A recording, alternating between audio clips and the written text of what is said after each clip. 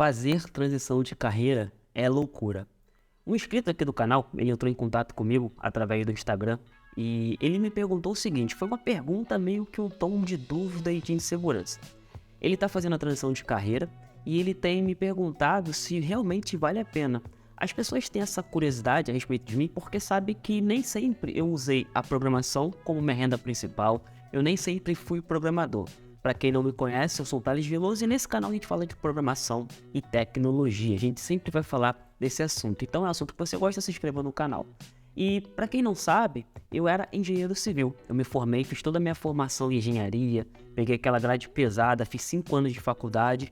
Porém, em algum dado momento da história, eu simplesmente fiz a transição de carreira. Simplesmente não. Teve alguns processos que eu vou contar aqui nesse vídeo e vamos gravar esse vídeo em resposta a esse comentário, em resposta a essa dúvida que eu recebi lá no Instagram. Lembrando que esse vídeo ele vai ter o mínimo de edição possível, então vamos lá para deixar esse vídeo mais dinâmico.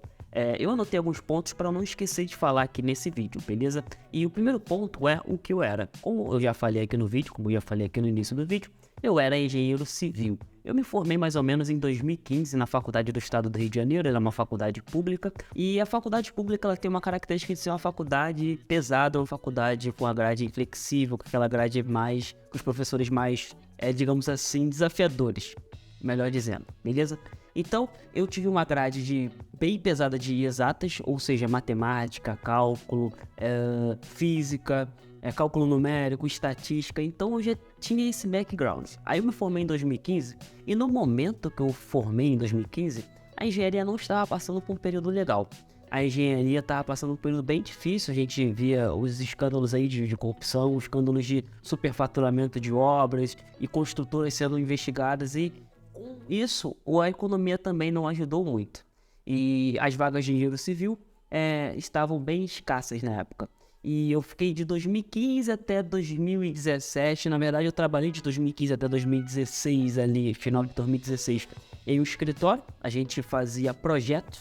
A gente fazia projetos de pista de aeroporto, a gente fazia todo o cálculo de terraplenagem, os cálculos de drenagem, a gente fazia todos os projetos e fazia essa entrega para os nossos clientes. Porém, com a dificuldade de novos projetos, com a dificuldade de novas demandas, o escritório fechou e aí com isso eu perdi meu emprego, beleza? E daí eu fui procurar alguns cursos já de programação pela minha base e eu já considerei mudar de programação e com isso eu fiz a transição de carreira. Fui fazendo alguns cursos, estudando por conta própria, vendo bastante vídeo do Gustavo Guanabara aqui no YouTube e eu aprendi algumas coisinhas e já fui me virando, beleza?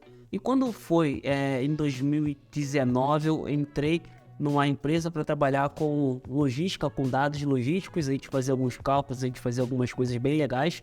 E com isso, eu já tinha contato com o SQL e tinha contato com o Python também. E fui pegando experiência, fui pegando aptidões para atuar no mercado de tecnologia, e mais ainda não era um dev. Aí, em 2020 tive a oportunidade de entrar na faculdade, e aí entrei na faculdade, fiz estágio como desenvolvedor e estou até hoje na área de desenvolvimento, beleza? Mas essa foi a minha história. E a galera fica curiosa de ver como que eu passei, quais foram os passos que eu dei e tenho feito essas perguntas de transição de carreira.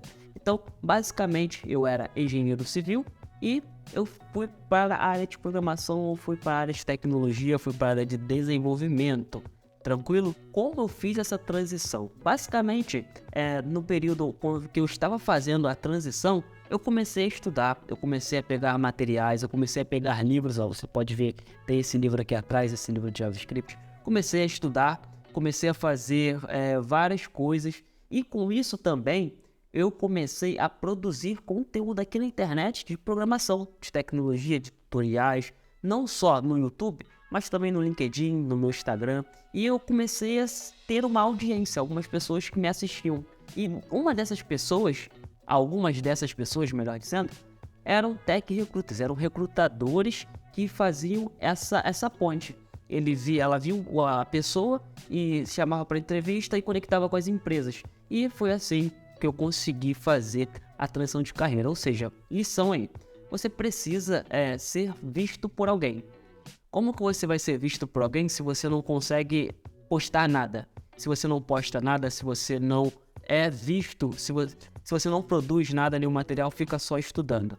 Pelo menos você tem que participar, sei lá, de fóruns, de projetos, conectar com pessoas, que isso vai te ajudar nessa transição, que a parte mais complicada é você conseguir a sua primeira oportunidade.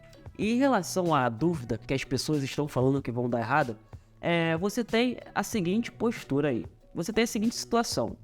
Você, junto com as pessoas, acredito que sejam pessoas da mesma área que você, ou pessoas na mesma situação que você. Que situação? Situação de insatisfação. Situação de querer mudança, de querer fazer diferente. Essas pessoas estão nessa situação e não têm a coragem e não têm a audácia de iniciar uma transição de carreira. E quando vê alguém fazendo isso bem pertinho dela, ela involuntariamente, de repente essas pessoas nem querem te desmotivar, mas sempre agem desafiador para ela e acaba externalizando isso em forma de frases. Pô, é muito difícil fazer a transição de carreira. Eu já tenho uma vida aqui nessa área. Fazer a transição de carreira já vai ser um trampo muito maior. As pessoas vão externalizar isso para você. E você precisa adquirir blindagem mental. Você precisa saber o que está afetando a tua mente, o que está entrando dentro de você.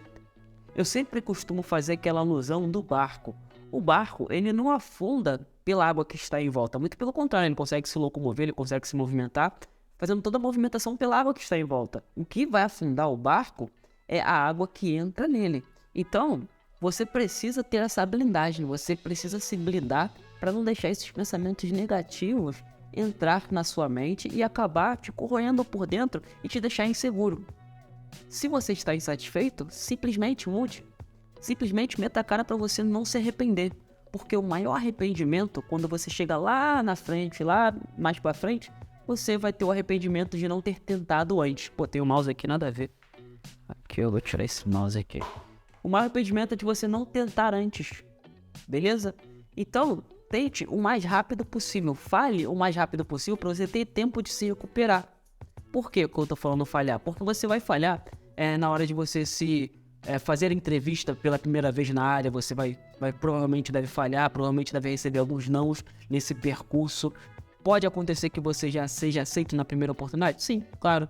Mas a maioria das vezes você vai tomar um não, o seu perfil não se adequa. E normal, tudo bem. Você precisa desse tempo para você ir tentando novamente. Você precisa também ser resiliente para você não se desmotivar. Não desmotivar com esse monte de não que você vai começar a tomar na hora que você vai estar aplicando para outras vagas. Por quê? Veja bem, a recrutadora vai ver o seu currículo, ela vai pegar e vai olhar lá que você tem uma grande experiência. Digamos que ela vai pegar aqui o seu currículo e vai ver que você tem uma grande experiência em uma determinada área que está fazendo a transição de carreira. Isso daí já é um desafio para uma recrutadora apostar num profissional desse. Então você precisa convencer que você é um profissional que vai dar conta do serviço. E a dica que eu dou é para você sempre seguir em frente, não deixar se intimidar com essas pessoas, não se deixar intimidar com a situação, com o tamanho do problema. E cerque de pessoas que vão te ajudar em algum momento ou de alguma forma a você superar essa fase de transição de carreira. E também tenha muito cuidado com quem você vai contar os seus projetos pessoais, os seus sonhos, os seus objetivos de vida. Beleza? Cuidado por quê? Porque as pessoas involuntariamente ou voluntariamente, elas vão acabar soltando algumas coisas que pode te machucar. E de repente pode vir de uma pessoa que você menos espera. Uma pessoa tão próxima a você que você pode ficar abalado. Então, tenha sabedoria, tenha blindagem emocional e foco no objetivo que vai dar certo, beleza? Quando você perceber, você já vai estar na área, você já vai estar trabalhando. Vão estar aparecendo 2 vídeos aqui. Esse vídeo aqui eu falo da tendência da sociedade de valorizar o trabalho excessivo. Tá muito legal, assista lá. E esse vídeo aqui eu falo que curso de programação não vai te dar emprego. Por esse vídeo, falou e valeu!